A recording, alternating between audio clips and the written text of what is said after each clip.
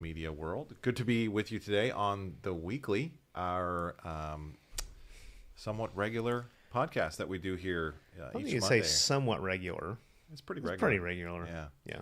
My name is Dave Henschel, lead pastor preaching spiritual formation and care at Millington Baptist Church. I'm here with my esteemed colleagues. Bob Erbig, lead pastor for preaching, family life, and mission. And we are joined by... Rachel Rickershauser, Director of Children's Ministries. And it's a qualifying event when you can pronounce her last name correctly. So On the first try. We Work make a on that. conscious effort not to make your email rrickershauser at Millington Baptist. That was the biggest gift y'all gave me when I got on. Rachel at Millington Baptist.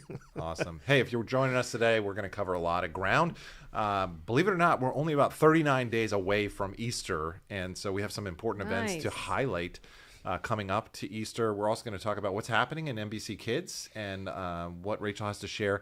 And then there's some really important content that's coming out from our conference that we held here recently at Millington, the Contend Conference. So stay tuned to learn all about what's going on there. And then we're going to discuss wisdom and the skill that we need for living. We need some wisdom. Yes. That's right. I certainly do. So, Rachel, let me start with you. What's happening Sure. in NBC Kids? Thanks for being here today. Yeah, of course. It's great to be here and just to tell everyone like what is going on over there in that education building. Like where is it and what is going on? I mean, tell us where it is. You never been. People haven't ventured over there. What is the education building? Yeah. Is that the white one or is that the brown one? So it's the history building, right? The one that's been here the longest. No. So yeah, when you're looking at the sanctuary building, it's on your left. So that's where all most of the kids action When you're facing it from the happens. street, right? Yeah, facing it. Yeah, you had to think facing about that it for a from the second, street. right? Now I'm confused. No. The structure that was originally built in 1851. There you go. The oldest That's structure has the youngest people. There you go. That's a good way to say it. It's the ancient future, as they say. So what's going on over there? So yeah, that's where we do our preschool and our elementary classes, and then the nursery does happen actually in the sanctuary building. That's true. So in the fellowship hall area, easy for parents to go check on their babies. So that's a great way to look at it. And Fellowship Hall is a noise-friendly space. If That's you right. need Yeah. somewhere to go. If you haven't heard, with gotten the your little memo, ones. it is a noise-friendly space. So if your right? baby's crying and you still want to catch the message, you can just go straight to the fellowship hall. Awesome. Yeah, and that space is now beautiful. So if you haven't walked by and just to peek in, just go ahead. I'll just say for my son, he's 2. As soon as he moved down to that new space, he stopped crying as much in the nursery, and I'm speaking this from experience. Satisfied Right. customer. Yeah, satisfied customers. So anyway, yeah, over in the education building, that's where we have our preschool classes and our elementary. And yeah, I just wanted to let you all know what's going on with what they're learning. So, if you're a parent, hopefully you're receiving my Sunday after church email that tells you what your kids learned about that day. And if not, let me know so you can get that.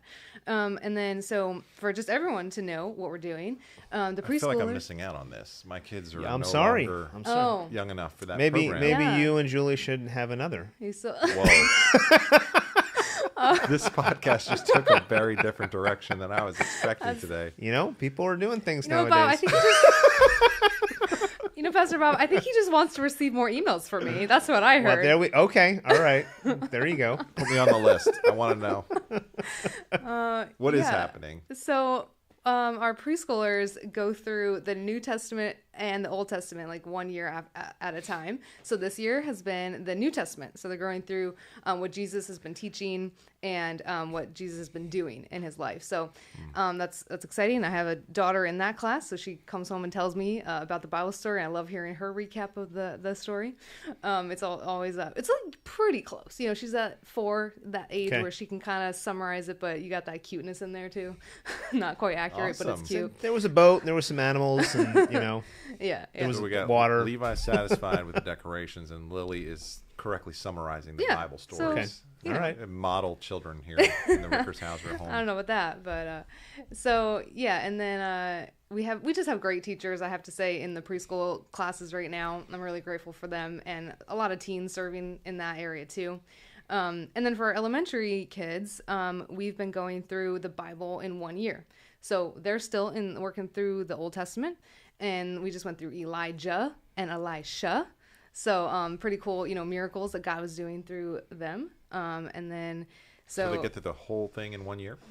Yeah, of course, like so basically, every year sorry, I should say most years we go through the whole Bible in 1 year, and then you kind of like have different focuses each year, so you might cover some of the same lessons in a different way, but then some years they'll cover, Elijah, Elisha, and some years they'll cover different. So what's some examples of what the different focuses are? So you're kind of walking through the Bible, but you're pulling out different themes, like different emphases each year? Yeah.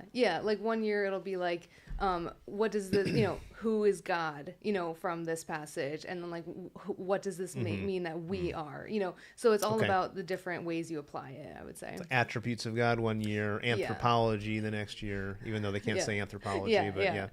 Don't use that word, but yeah. So yeah, and then the 5th and 6th grade classes are at the 9 o'clock, and the Lindas, so the girls' classes, also goes through the same as the elementary. So they're doing the Old Testament right now. And then Mr. Malillo and my husband, James. So a little shout out for my family today, I guess. I'm shouting out my husband, too. All right. He works with Mr. Malillo. All right. And so they go through the Old Testament over 2 years time frame. So they really make sure they don't skip anyone in the Old Testament. Let's make sure we gave Mark a shout out. Let's make sure we send this video to him. Tell him to watch about that's I've true. been doing this for over 30 years. About the 3-minute mark, Mr. Malillo, last week, Mr. Malillo gave me a homework assignment that he gave the boys, the 5th and 6th grade boys. Okay. It was pretty tough. He doesn't mess around. Whoa. Yeah. It's a good thing that he was gives... more moving beyond Balaam's donkey and going into It was a deep spiritual assignment about what the Lord's doing in their hearts, and then he was sharing what some of the boys had submitted, and it's definitely some deep spiritual sharing. I would say if you're a 5th and 6th grade parent out there, it is worth it to try to get your kid up by 9 o'clock to go to either one of those classes, Mr. Malillo or the Lindas. Yep. So really, really worthwhile for your time. So, just God is so good. We have an amazing teaching team, and like God is bringing in more assistants as teachers. So a lot of you parents are actually serving. So I just want to give a shout out to everyone on the NBC Kids team. Awesome. I'm going to come back to you for the special event in a second. But Bob, we had a conference recently. And, we did. Some of us were sick and maybe could not attend certain people all unnamed. the sessions. Let's just imagine. I don't know what you're talking about, Dave. Is there any way that we could get access to the content, though we missed the in-person conference? What can we do? People were coming up to me asking me about that yesterday. Yeah. By the way, Rachel, I will say, tying in with the kids stuff, I got some. We were doing a debrief on the conference, and one of the things that people asked for the next one was to have a kids content section of this. So that's awesome. I know. So we got 2 years to plan for that. I got some ideas for that. Okay. So anyway, yeah. So if you missed the Contend conference, we had it January 27th. Not fair to give you an assignment while we're recording. I'm giving you a homework assignment. It's on record. But I got something in my back pocket, so we're good. Wow. Okay. So we had it January 27th to 29th. And it was an amazing weekend. We had lots of great content, speakers, connection, challenges. If you weren't able to be here, we intentionally didn't live stream it because we wanted people to come in person. But we did record it all. So there's going to be an email going out on Wednesday that's going to have all of the content. Main sessions broken up into each main session had a short talk. I did one. Rachel did one, so if you want to see Rachel's short talk, Johnny did one. Johnny's behind the camera. Wave, Johnny. Yep, there you go. So we all did one, and then we had our 3 main speakers, TZ Cannon, Paul Gould, Daryl Bach. You can see all those, and then we did some interviews after that. We had 6 breakout sessions covering topics like evangelism to Muslims, using suffering as an apologetic, navigating your faith in the workplace, how do you talk about your faith, not as a debate, but as a discussion. So there's all these different topics that were covered. It's all going to be in the web portal, the link to the web portal that you're going to get. There's going to be a resource page and some follow-up action steps if you want to be involved in the future. So be on the lookout for that on Wednesday, and that's going to be coming out. So you can either relive the Contend Conference or you can live it for the first time. This Wednesday, didn't get a chance to see my professor's talk, Dr. Bach. Right. So I'm looking forward to that. There will be a test next Monday, so just so you know. All right. I will be ready. And Rachel, what was the name of your talk again? Yes, apologetics and kids. Surprise, surprise. That's right. But you know what? Actually, I would put a plug to watch that because Rachel did a good job of kind of outlining some of the discipleship strategies we're building into NBC Kids. So that was a good primer on that. Yeah, if people want to thank you. watch that. Good. Yeah. Yeah. And an important event is coming up here at NBC that Yes. we want to highlight. What's going on? Yeah, that's right. So Easter is just around the corner, as you mentioned. So we're getting ready for our hair-raising egg party. It's a mouthful, but it's been a couple years now, so hopefully you've heard that before. But yeah, it's a lot of fun. It's kind of a spin-off from what we used to do, the egg hunt. But this time around, we bring in some ponies. You get free pony rides if you're a kid. Whoa. Sorry, kids only for the pony rides. Sorry about that. Oh man. But anyone can pet the animals. Why can't we get a bigger pony? I mean, I think it's just the size You of the need ponies. I think you need to have horses instead of the ponies, Bob. So sorry about that. Next year. So you can get anyone can pick up and hold the cute animals at the petting zoo. We just have such a good time, and of course there's candy because you can't do these events without candy. Awesome. Yeah. So- And what's the date and the time on that? That's right. It's Saturday, April 1st, and I'm not joking about the Are you date. fooling okay? here? I'm not joking. That's It's easy just to once remember. every 7 Anyone years, to it's a hear. big joke, right? I don't want anyone to hear me wrong. It is on Saturday, April 1st. Which would be Yeah. a week before Easter weekend. Yes. So looking forward to that. By the way, Yeah. Easter is April 9th. Those of you that don't know that, April 9th. 9th. Here we go. That's right. And we are talking about a certain book of the Bible leading up to Easter, the book of Ecclesiastes. Which will be something we'll talk about on Easter also. Yeah. We're trying to figure out what we're going to say, but we're going to be talking about it. Stay tuned. But for now, we're in chapter 8. And Bob, can you just give us a quick snapshot? What is Solomon talking about in chapter 8? Yeah.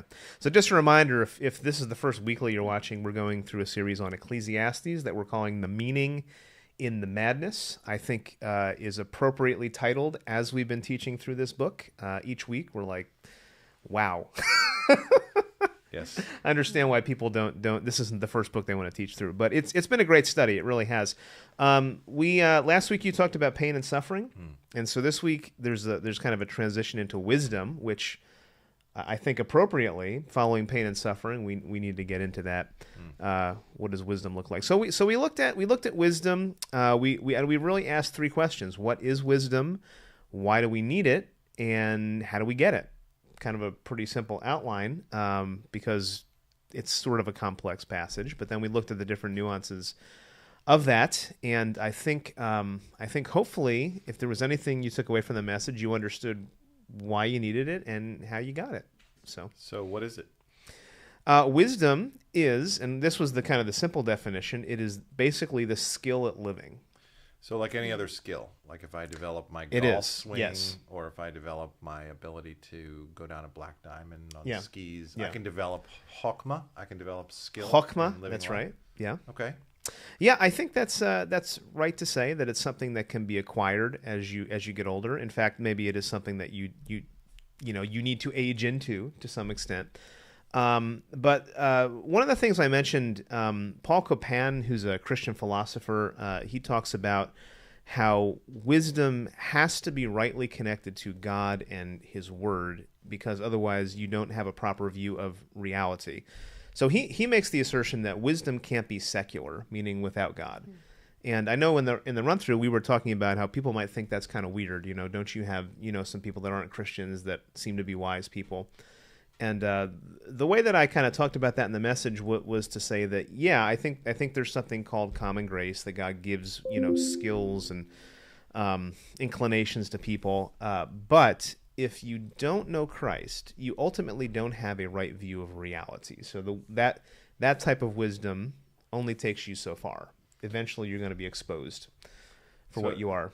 Yeah. So if wisdom is skill and understanding the nature of life and how to live it, not understanding God is not understanding the biggest part of life. Yeah, it's the biggest part. So how could you we can't really- rightly understand life without understanding you and your relationship with God. Makes sense. Yeah. Rachel, did you get a chance to hear the message yesterday? What did Yes, you think? I did. Yeah, I thought it was great. Yeah, What I stuck think out to I'm, you? I think I'm still a little bit lost in the maze, in my head. So I'm still trying to get We out. did talk a lot about the So maze. what's the yeah. maze? People may not have heard Yeah. it. What is that image? Yeah, Bob. I'm still stuck. No, in he there. asked you. Don't ask me.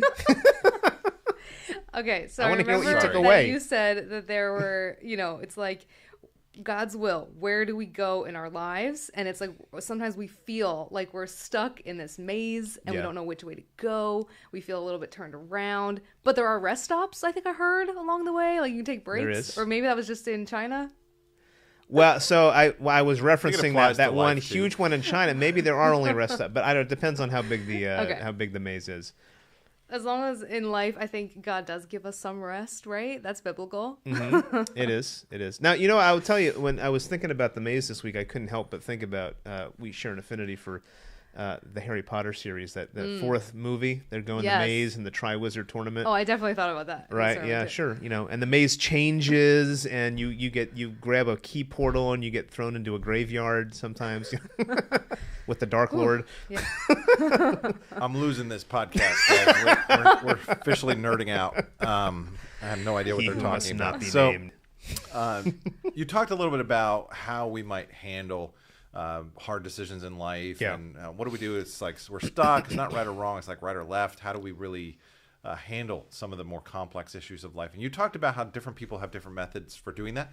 And there was two categories of overall yeah. categories of people. What were those again? Yeah. So Ecclesiastes 8:1 says, "How wonderful to be wise, to analyze and interpret things." And to some extent, maybe that's what you're getting at, is that when we're talking about wisdom, a lot of times we're asking, what's God's will for my life? You know, how do I make a wise decision in this difficult circumstance or this thing that's coming up, and I don't know what to do? And we talked a little bit about analyzers and feelers, and we kind of separated out the audience and asked who's the analyzers, who's the feelers. So and what's an analyzer? so an analyzer, and you were poking fun at me because I tend to be this way. Although what's interesting Yes, is he does. when I do the Myers-Briggs test, I tend to test as a feeler. But What? these are some ways how you. Hold but on. it's all about how you like you internalize things. I you need know? a minute. But, you know. Something's wrong with that test. Anyway. So an analyzer is somebody who loves data, somebody who loves to, thinks that if you're going to make a wise decision, you gotta have all the information, you gotta have every stone turned. And then, now we're kind of caricaturing a bit, but these are people that want to focus on facts, and they tend to be a little bit slower moving on some things. Whereas a feeler is somebody who tends to. Yes, Scott Rajapi. We always talk about this. He likes to go by feel. Just Shout out, kind of Scott. jump in. We're talking about you, bro. Doesn't need all the information. They want to go by intuition. And what we said is that if you need both of these people, they tend to fight sometimes, but they actually need each other to discover wisdom, because you need both data and intuition.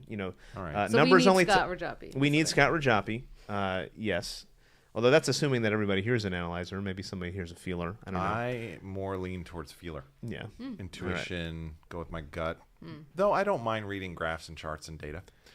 But All right. I have trouble going against them when I have a feeling like that. It just doesn't seem All right. So that tells me that I'm You do like more your leaning charts. towards- I will say that. I know. What about you, Rachel? What are you? Well, I'm going to just mention that I'm an Enneagram 9 True Confessions. So when you ask me that question, I feel like, oh my gosh, I don't know. I think I'm both. I think I'm neither. So anyway. And you also That's just want to make peace between us and Scott, too. right? Yeah, That's yeah. I'm true. just like Definitely making a sure peacemaker, this is all a compliment, right? We're we all appreciate Scott, right? We're all a good team. Right. We Everything's should have had okay. Scott. We're talking about Scott a lot. We should have had Yeah, him we on here should today. Yeah. Well, we went by feel. Anyway. That was the That's right. problem. Actually, no, we went by schedule. So That's true. All right, so we talked a little bit about that, and then you talked about this image of godly wisdom and wisdom from above and wisdom from below that James 3 talks Yeah. about. Which, Yeah. by the way, there's several parallels and allusions and Yep. wordsmithing that sounds remarkably similar to James. I mean, it does. Yeah. Ecclesiastes has this whole hevel language, like vapor, breath. James 4 says James the same 4, thing. right?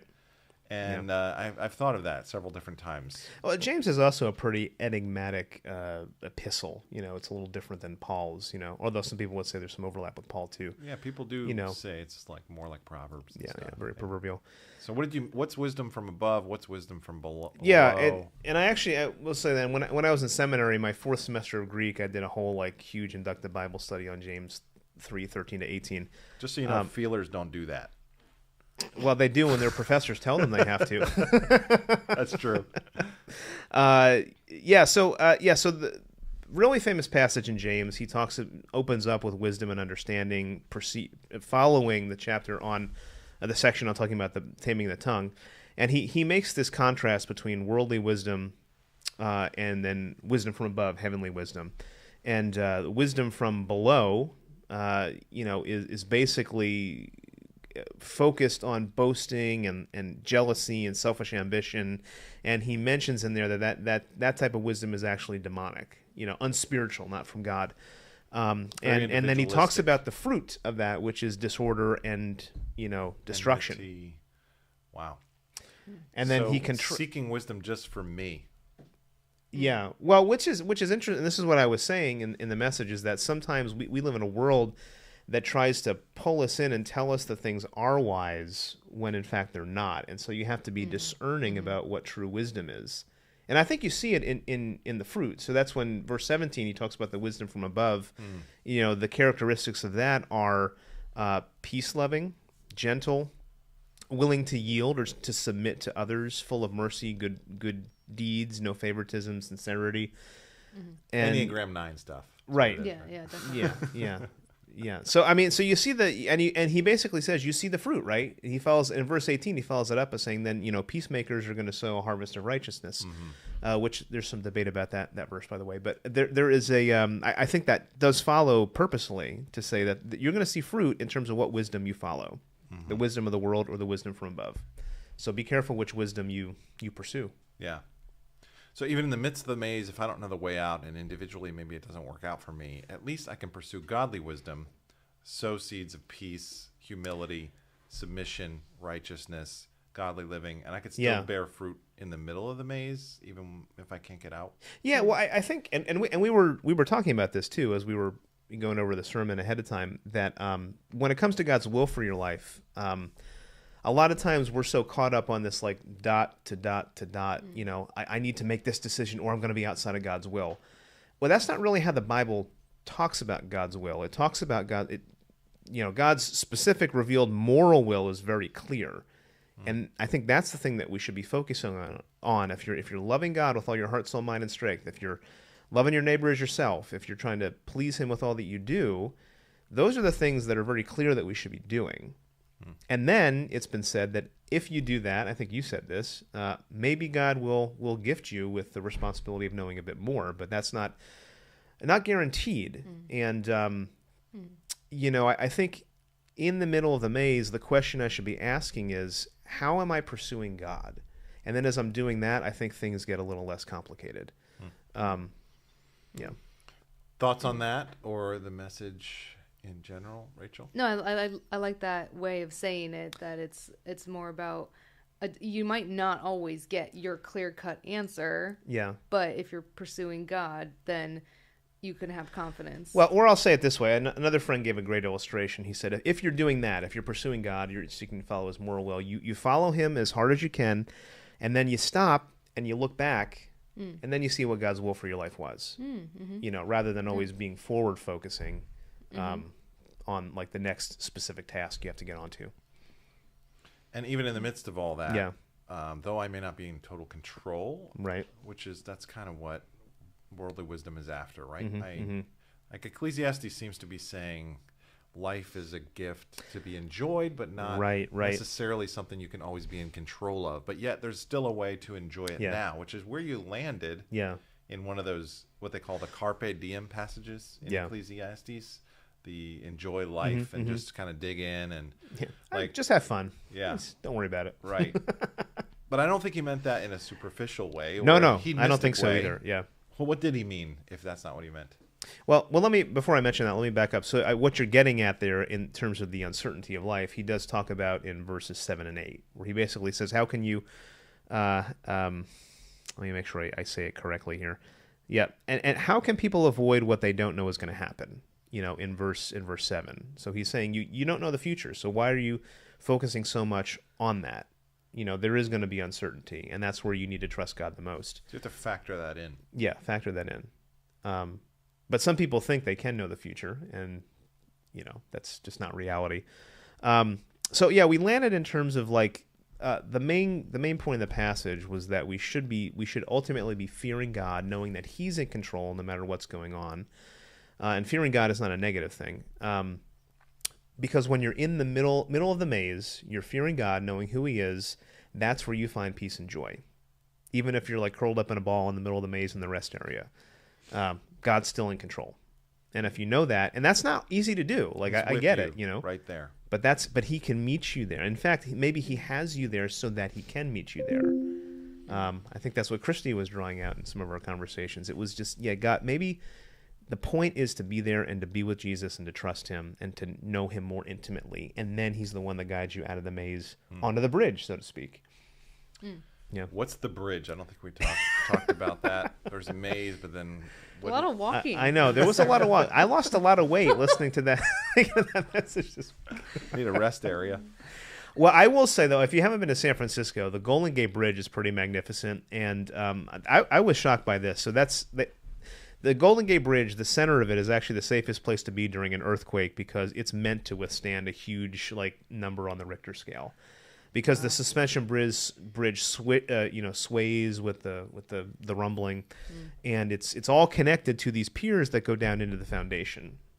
So the center of the bridge that's trusting on the foundation, the bedrock, is what keeps you safe in the midst of the storm. So that was the bridge illustration at the end. Get on the bridge, get some wisdom. Yeah, Anything and else, it's guys? actually wise to get in the middle of the bridge, right? Yeah. That's what that's a wise decision. Right. Yeah. Anything else, guys, before we wrap it up today? I think I've said all I need to say. Yeah. Rachel. Yeah. Amen to that. All right. Thanks for joining us on the weekly. Read chapter 8, Get Wisdom. We'll continue here next week with Ecclesiastes chapter 9 and look forward to digging Well, maybe in. read chapter 9, get confused,